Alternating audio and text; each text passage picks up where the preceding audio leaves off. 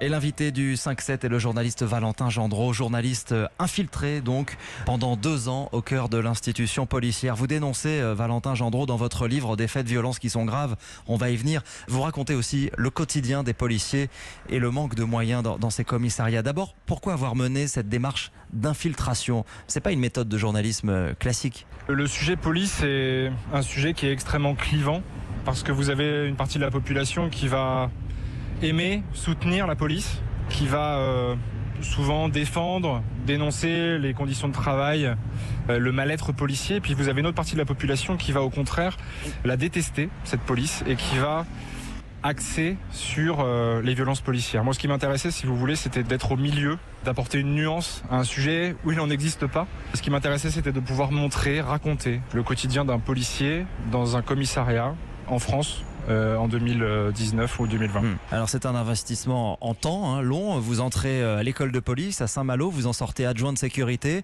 et après un passage à la préfecture de police de Paris, vous êtes affecté au commissariat du 19e.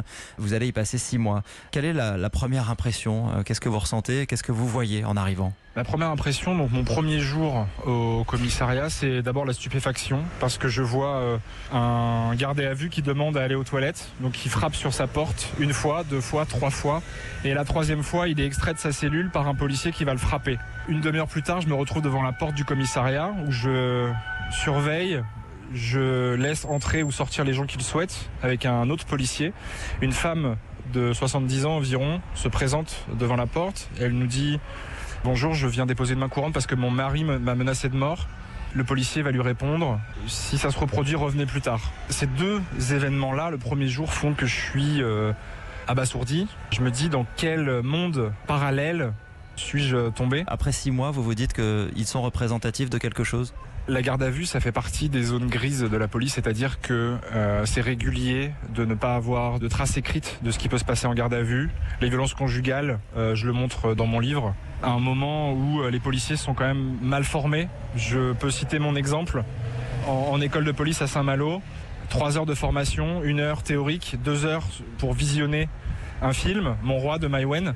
C'est tout ce qu'on a eu. Donc effectivement, c'est représentatif parce que ça montre d'un côté les zones grises de la profession qui est pourtant la plus contrôlée de France et de l'autre l'impréparation des policiers face à ce qui est le plus courant dans les interventions de police, c'est-à-dire les violences conjugales, les violences intrafamiliales, familiales et les différends entre voisins. Et il y a cette bavure que vous pointez dans votre livre et qui déclenche aujourd'hui une enquête de la police des polices. C'est quoi? C'est un policier qui pète les plombs sous vos yeux? C'est un policier qui pète les plombs, comme vous dites, qui va frapper un adolescent, qui va le tabasser dans la voiture, qui va le frapper à nouveau au commissariat, qui va même aller jusqu'à déposer plainte contre l'adolescent pour outrage et menace sur personne dépositaire de l'autorité publique. C'est un moment charnière dans ce livre, effectivement, puisque moi, en tant que policier infiltré, je vis une espèce de dualité entre le policier qui, du coup, va se retrouver à couvrir les agissements d'un policier qui est allé trop loin, et de l'autre, le journaliste, le citoyen, l'homme blanc de 32 ans,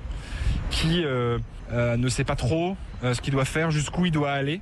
C'est extrêmement compliqué à vivre, à gérer. Ouais. Vous dites des faits qui vont être couverts parce que c'est un faux procès verbal qui est alors rédigé? C'est un faux procès verbal, ça s'appelle un faux en écriture publique. C'est une des pires choses pour un policier, c'est considéré comme un crime. C'est-à-dire qu'un policier qui va frapper un mineur, c'est passible de 5 ans d'emprisonnement. Un faux en écriture publique, c'est passible de 15 ans d'emprisonnement, 225 000 € d'amende, les assises. C'est extrêmement grave, c'est moins grave que de tuer quelqu'un, mais ça fait partie de ces choses-là qui sont complètement interdites dans la police. Et vous écrivez que chacun se couvre dans la police, que la police est un clan. Personne ne parle, personne ne dénonce? Non, parce que dans la police, il n'y a pas de traître. Le traître n'existe pas. Pourquoi il n'existe pas? Parce que il y a la peur de la mise au placard, il y a la peur d'être victime à terme d'intimidation. Donc vous avez une minorité de policiers qui aura un comportement violent, raciste, sexiste, et la majorité, qu'elle appartienne à la hiérarchie policière ou qu'elle appartienne à des policiers, des collègues, des gardiens de la paix ou des agents contractuels, des ADS comme moi, couvre. Tout le monde se couvre parce que simplement dans la police on ne balance pas. Vous écrivez que les policiers marchent au quotidien sur une couche de glace bien fine. Ils sont au bord du gouffre en permanence? Je ne sais pas s'ils sont au bord du gouffre en permanence. Ce qui est sûr, c'est qu'ils sont régulièrement lâchés par leur hiérarchie. Ils sont régulièrement lâchés par les syndicats, régulièrement lâchés par le ministère de l'Intérieur, contrairement à ce qui peut être dit, annoncé, proclamé sur les réseaux sociaux, dans les médias, etc.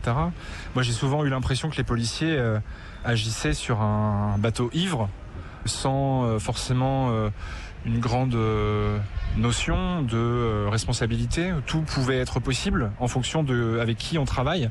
Si dans votre équipage, donc de 4-5 policiers, vous avez un policier qui est violent, raciste, ça peut vous emmener assez loin, ça peut vous emmener jusqu'à participer à la rédaction d'un faux en écriture publique.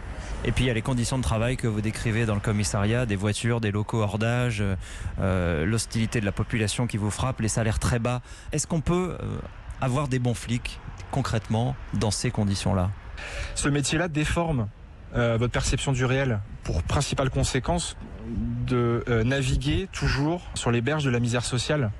Et quand vous ne traitez que la misère sociale, quand vous ne traitez que des problèmes parfois insolubles de personnes qui ont des différends avec leurs voisins, qui s'entendent pas bien dans un couple, etc., ça vous transforme et vous ne voyez plus que ça. Vous avez 32 ans, vous en tirez quoi aujourd'hui? Votre expérience a changé le regard que vous portez sur la police? Je suis quelqu'un de assez insouciant de nature. Mon expérience dans la police m'a transformé dans le sens où aujourd'hui je suis moins insouciant. Ça laisse des traces. Quand je marche dans la rue, quand je rencontre des gens, je suis plus méfiant qu'avant. Comme un policier qui est toujours en fonction, comme un policier qui n'a jamais cessé de l'être finalement. Hein. Oui, évidemment, ça laisse des traces. Évidemment, je suis un petit peu marqué au fer rouge par cette expérience-là. Mais je veux penser que cette expérience-là, cette infiltration-là, ce livre-là, Flic, c'est une expérience salutaire et que ça permettra de régler les deux grands tabous de la police française, c'est-à-dire les violences policières d'un côté et le mal-être policier. Merci beaucoup, merci pour votre témoignage ce matin. Valentin Gendreau, votre livre Flic, un journaliste a infiltré la police est publié aux éditions de la Goutte d'Or. Merci beaucoup, bonne journée. Merci à vous.